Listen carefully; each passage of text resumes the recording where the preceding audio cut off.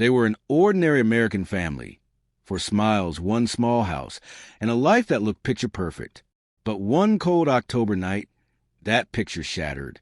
At exactly 2:17 a.m., the porch light blinked once, and by morning, the Johnson family was gone.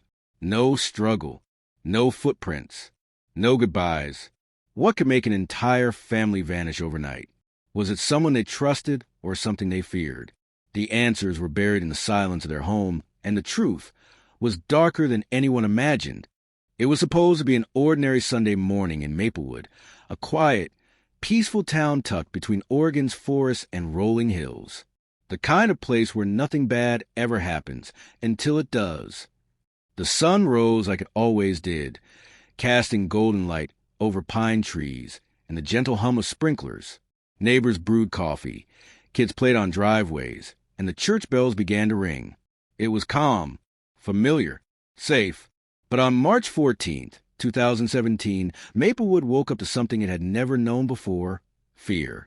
The Johnson family, David, Melissa, and their 2 children, Emily and Noah, were missing. Not late, not gone for a trip, just gone. At first, no one panicked. The Johnsons were good people, the kind everyone trusted. David was a hard-working contractor who built half the homes in Maplewood. He had the kind of reputation small towns cherish: reliable, kind, and always ready to help. Melissa, 38, was the heart of the local elementary school, a teacher known for her patience and warmth. Emily, age 10, loved drawing rainbows on the sidewalk, and Noah, just 7, was a kid who waved at every passing car. They weren't rich. They weren't famous. But they were loved, and that made their disappearance all the more haunting. By 10 a.m., the first signs of unease began to spread. The Johnsons hadn't shown up for church, something they never missed. Melissa was part of the choir, and David helped with community repairs on Sundays. A few text messages went unanswered. A few calls rang endlessly. By afternoon, a close friend, Sarah Jenkins, decided to check in. When she arrived, she noticed both of the family's cars parked neatly in the driveway. That was strange. If they'd gone somewhere, they have taken at least one.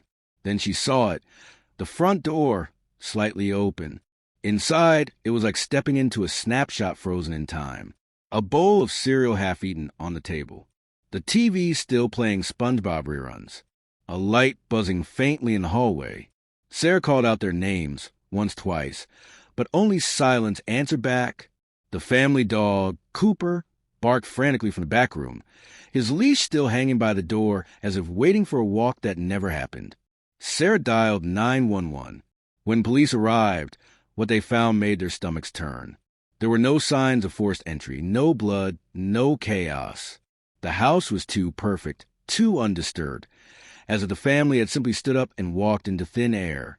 Detective Rachel Hines, one of the first officers on scene, later recalled, "It didn't feel like a crime scene, it felt like they evaporated, like the world just erased them." Every room told a story of normal life. Melissa's glasses on the nightstand, David's phone charging beside the bed, the kids' backpacks leaning against the wall ready for school on Monday. On the kitchen counter sat a half-written grocery list.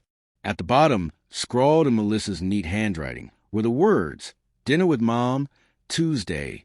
There were no suitcases missing, no notes, no signs of struggle, nothing. That night, Maplewood police began searching the woods behind the Johnson home, joined by volunteers carrying flashlights and calling the family's names through the darkness. But the woods remained silent. As word spread, the entire community descended into disbelief. Reporters gathered outside. Helicopters circled overhead. Local news anchors called it the Maplewood Mystery. And yet, in all the noise, one eerie detail stood out. The security light outside the Johnsons' home, the one that automatically turned on when someone approached, had activated at 2:44 a.m., just hours before the family was last seen. Neighbors said they heard nothing that night. No screams, no car engines, no strange voices, just the sound of the wind brushing through the trees. Still, one neighbor, an elderly woman named Mrs. Landry, later told investigators something that would haunt them. She said that at around 2:30 a.m., She saw a dim glow from the Johnsons' living room window. She thought it was just David watching TV. But then she noticed something else, a shadow move across the curtain. She couldn't tell who it was, only that whoever it was wasn't alone. Soft rain sound fades in. By the next morning, the police had sealed off the area. Officers moved in and out of the home like ghosts, photographing every corner, dusting for prints, bagging every object that seemed even slightly out of place. But the results were the same. No evidence, no suspects, no answers. The Johnsons' relatives drove in from Portland, frantic and desperate. Melissa's sister, Karen, broke down in tears outside the house. She would never just leave, not without telling someone, not without her kids' things. This isn't right. By nightfall, news trucks lined the street. The camera flashes turned the once peaceful neighborhood into a crime scene. Reporters whispered theories. Neighbors clutched each other, and the once friendly air of Maplewood filled with fear. The next morning, the local newspaper headline read, "The family that vanished without a trace." And just like that, the Johnsons went from being the most ordinary family in Maplewood to becoming its greatest mystery. Everywhere you looked, in coffee shops, in schools, in quiet living rooms, people asked the same haunting question. How does a family just disappear overnight? When a family disappears, police look for patterns, signs of money problems, fights, debts, or secrets. But for the Johnsons, there was none of that, just silence. Detective Rachel Hines and her team began combing through the Johnson home inch by inch. Every drawer, every closet, every footprint in the dust. And yet, the more they searched, the stranger things became. The front door, though open, had no fingerprints other than the family's. The security cameras from the street were conveniently offline that night, a power glitch the utility company couldn't explain. And the alarm system inside the house had been disabled manually from the control panel in the kitchen, a system only the family or someone who knew them well could access. There was something almost too clean about the scene, too deliberate. That afternoon, detectives expanded their search radius to the nearby woods. Teams of officers, volunteers, and even scent-tracking dogs scoured every inch of the dense forest behind the Johnson property. The dogs picked up a faint trail, one that led half a mile north, before stopping abruptly near a small creek. The scent ended there. No footprints, no tire marks, just water. It was as if they had vanished into the earth. By day 3, local news stations turned the case into national headlines. Family of 4 missing, no clues, no witnesses. Social media buzzed with theories. Some said the Johnsons had run away from debt. Others whispered about something darker, abduction, cult involvement, even supernatural causes. Detective Hines ignored the noise and focused on facts. She ordered a digital forensics team to analyze the family's phones and laptops. That's when the first crack appeared in the case. Melissa's laptop showed that she had logged into her email at 2:11 a.m., just 30 minutes before the motion light outside had activated. The strange part? The email wasn't sent to anyone.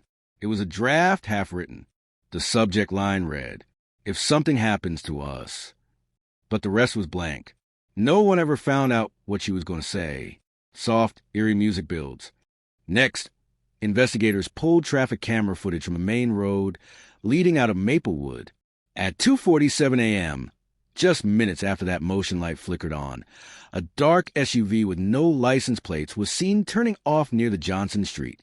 It never reappeared on any camera again. One of the most chilling discoveries came from little Emily's room. On her desk was a small notebook, the kind every 10-year-old has, full of doodles and homework. But on the last page, written in shaky handwriting, was a message that made investigators freeze. "There's someone outside. Mommy said not to look." No one knows when she wrote it. The deeper police dug, the more contradictions surfaced. David's co-worker said he'd been nervous lately, distracted, even paranoid. One colleague claimed David mentioned someone had been following him home from work the week before. He brushed it off as stress. But on his work computer, forensic analysts found a deleted folder labeled simply Proof. Inside were screenshots of text messages, threatening ones from an unknown number. "You shouldn't have taken what's not yours." We warned you. You can't hide forever. The messages stopped 2 days before the disappearance. Thunder rumbles faintly in the background. Now detectives began asking, what had David taken? And from whom? That question led them to a small construction project David had been working on 6 months earlier, a warehouse renovation on the outskirts town. The project was quietly funded by a private investor named Mark Leland, a man with rumored ties to organized crime.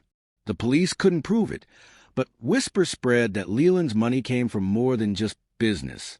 David had reportedly quit the job halfway through after a heated argument about missing payments.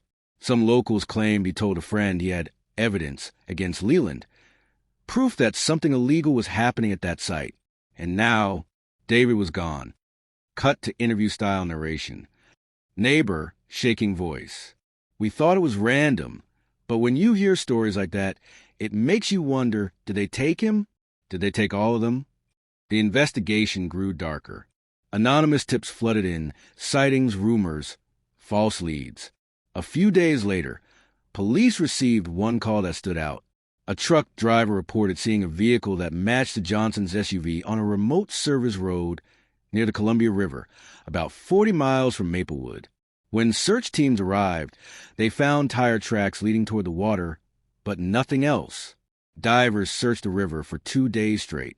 Nothing. Meanwhile, phone records revealed one more anomaly. At 2:32 a.m., just minutes before the Johnsons vanished, David's cell phone pinged a tower near his home, and then again at 3:08 a.m., nearly 15 miles away. No one could explain how his phone traveled that far, that fast, in such a short time. Was he taken by force, or did he go willingly? Low hum fades into silence. By the end of the second week, Maplewood wasn't just a quiet town anymore. It was a town haunted by questions. Doors stayed locked. Parents stopped letting kids play outside. And every night, search parties gathered near the woods, hoping for a sign, a clue, anything. But nothing ever came. Detective Hines stared at the case board in her office, for faces smiling back at her from family photos, now covered in red string and notes. She whispered under her breath, someone planned this. This wasn't random. And she was right. Because 2 months later, something would surface, something buried deep beneath the quiet calm of Maplewood. That would change everything. 2 months had passed since the Johnsons vanished. Their home still stood like a monument to silence, the porch light still flickering, the mailbox still overflowing. Detective Hines returned to property every few days. She said it wasn't about hope anymore. It was about answers. But one cold morning in November, a local hiker called 911. He discovered something strange on an abandoned logging road just 5 miles north of town. Police arrived to find an old burnt-out cabin. Inside, amid the ashes, investigators uncovered a metal lockbox, half melted, half buried. Inside the box were a handful of charred documents and a USB drive, somehow intact. When detectives opened the files, the images stunned them. Dozens of photos taken inside the Johnson house. Every room, every family member, all time-stamped the night before they disappeared. Someone was watching them. And in one final folder, they found a video. The footage was grainy, recorded from a hidden camera in the kitchen. At 2:09 a.m., the Johnson family can be seen sitting at the table, wide-eyed, whispering. Melissa keeps glancing toward the front door. David looks terrified. Suddenly, the kitchen light flickers. There's a loud knock. Then static. That was the last moment they were ever seen alive. Narrator: it wasn't just a disappearance. It was a message. Forensic analysis traced the USB drive back to a computer owned by a Mark Leland Enterprises contractor, the same shady investor tied to David's last project. But Leland himself had vanished from the country 3 weeks after the Johnsons disappeared. His private jet took off for Belize and never returned. The FBI got involved.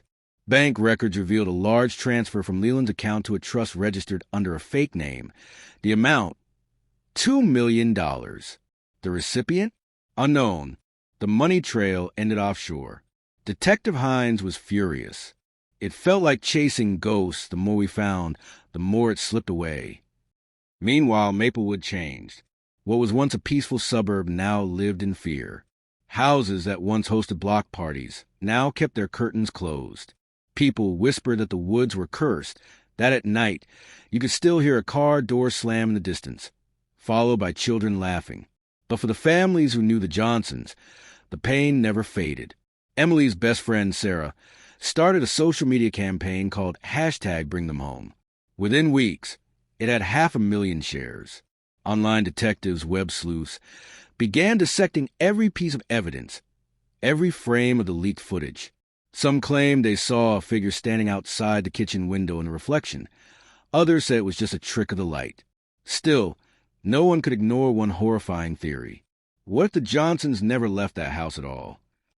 In January, construction crews demolishing an abandoned storm drain 2 blocks from the property made a gruesome discovery: a rusted metal drum buried under layers of concrete. Inside were charred bones and fragments of jewelry matching Melissa Johnson's wedding band. DNA testing confirmed what the town had feared all along. At least one member of the family was gone forever. But who had buried her there? And where were the others? Detective Hines couldn't let go. Night after night, she sat in her car outside the old Johnson property, watching the empty windows. One night, she noticed something new, a faint glow coming from inside. She entered the house, flashlight trembling. On the wall of the hallway, written in black marker, was a single sentence: "It's not over." She swore it wasn't there before. Narrator, lower tone. Some mysteries stay unsolved not because we can't find the truth, but because the truth refuses to be found. Investigators later discovered that several witnesses who had come forward anonymously, including a man who claimed to have seen the dark SUV, had suddenly stopped responding. One left town without warning. Another's house was found abandoned, door open, dinner still on the table. By spring, the FBI quietly closed the active search. Officially, the case was labeled unresolved homicide, suspects unknown. But for those who lived through it, the Johnsons were never just a file in a drawer. They were a reminder of how quickly safety can shatter. Years later, people still visit Maplewood out of curiosity. Urban explorers sneak into the ruins of the Johnson home, now decaying, nature reclaiming it.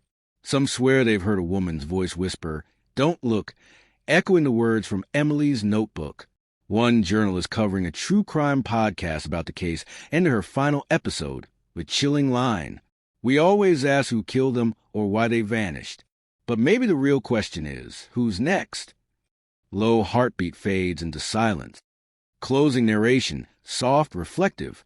The Johnson story reminds us that evil doesn't always arrive with warning signs. Sometimes it knocks quietly at 2 a.m. when the world is asleep and takes everything with it.